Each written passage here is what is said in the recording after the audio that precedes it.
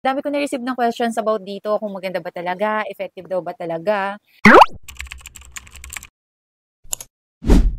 Welcome back to my channel. So for today's video, ayan, eto na guys, i-explain ko na sa inyo yung tamang paggamit ng cavitation slimming machine. Dami kong na-receive na question about dito sa machine na to. Etong, ayan, cavitation slimming machine, kung maganda daw ba talaga at effective. So para sa akin, maganda siya and effective siya, lalo na kung consistent nyong gagamitin etong cavitation slimming machine. Itong malapad guys, ayan, medyo mabigat to ng konti. Ito yung pangtunaw ng taba. So ito yung pwede nyong gamitin sa braso, sa tiyan, sa hita, pero wag niyo siyang gamitin sa face kasi hindi niyo kakayanin kasi may tunog siya. So medyo nakakairita yung tunog.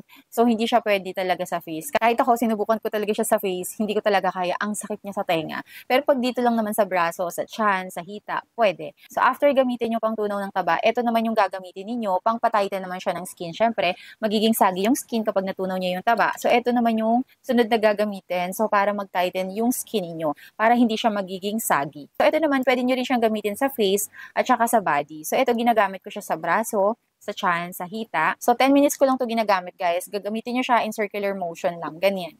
Okay? Tapos, lalagyan nyo lang siya ng gel. Ito namang maliit. Ito yung ginagamit ko sa face ko. Tatlo lang siya. So, ito yung tripolar RF head. So, yan. Pangpatighten to ng skin. So, kapag ginamit nyo siya in circular motion lang din. Ito yung pinakalas na ginagamit ko. Ito namang pinaka-machine niya. Meron siyang power button sa likod. Pindutin nyo lang yan siya. Then, o-open na siyang ganyan. So, kung makikita nyo guys, so piliin nyo syempre yung language. Yung language na pipiliin natin is yung English. So, yung cavitation 40K guys, ito yon. Nagamit ko nga pala to guys, naka-steady lang talaga ako. Hindi na ako nagbabago-bago ng setup. So, for example, si cavitation 40K yung gagamitin ko. Ayan, yung mode niya. So, as you can see guys, yung mode niya, lagi lang akong naka-A. Hindi ko na siya binabago talaga. Kasi, mas gusto ko yung function ng letter A compared dun sa letter B, letter C, letter D. So, kaya nakastay lang yung function ko sa letter A. So, lagi ko lang binabago itong minutes and then itong sa baba, ito yung palakas tsaka pahina. So, kung hanggang saan yung kaya yung init. And kapag sa cavitation, kung hanggang saan yung kaya nyo na tunog, dun kayo magbe-base kung carry nyo pa. Pag sa cavitation 40K, lagi lang ako mga 4 or 5. Yun lang yung kaya ko. And okay naman siya for me. Kapag dito naman sa RF, minsan 6 talaga ako dito or tinotodo ko talaga siya, kaya mainit. So, hindi naman sobrang init. Pag ginagamit ko to, 10 minutes lang talaga ako. 10 minutes sa kabilang braso, sa kabila, 10 minutes din sa tiyan, 10 minutes lang din. Kasi medyo matagal, lalo kung late ka mag-i-start. Halimbawa, sa gabi bago ka matulog, doon mo siya gagamitin. Medyo malilate ka talaga ng tulog. So, sa tripolar RF, makikita nyo naman din guys sa baba. Ayan, kung anong machine yung dapat yung gamitin. Okay? So, ganun lang din, same lang din. Hindi ko siya binabago yung mode. Laging mode A lang ako and then 10 minutes. Tapos, dito naman sa tripolar, minsan 6 or 7 yung ilalagay ko kasi carry ko naman yung init. So, mas mainit, mas maganda. So, ginawan ko siya ulit ng video kasi marami nagtatanong kung effective daw ba talaga. Punta kasi ako sa aesthetic center talaga. So, kailangan daw kapag nagpapa-RF ka, after 3 days, susundan mo siya ulit. Kaya ginagawa ko kapag ginagamit ko tong machine, 3 times a week talaga yung paggamit ko nito. So, ito na nga guys, ipapakita ko din dito sa screen yung changes ng katawan ko sa paggamit ng machine na to. And, syempre, sinasabayan ko siya ng workout and diet.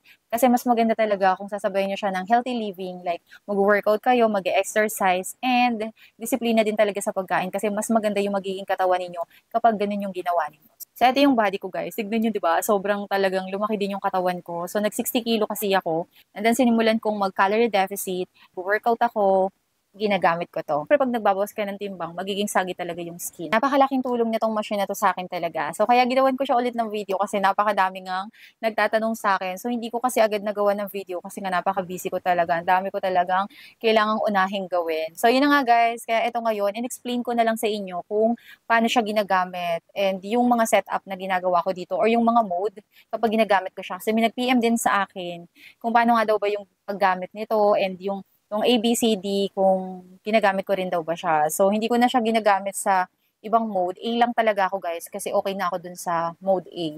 And kung meron pa kayong mga gustong itanong sa akin about sa machine na to, comment down below. Nababasa ko naman po lahat ng questions. Thank you so much for watching and don't forget to subscribe, like, and hit the bell button para lagi kayong updated sa lahat ng bago kong video.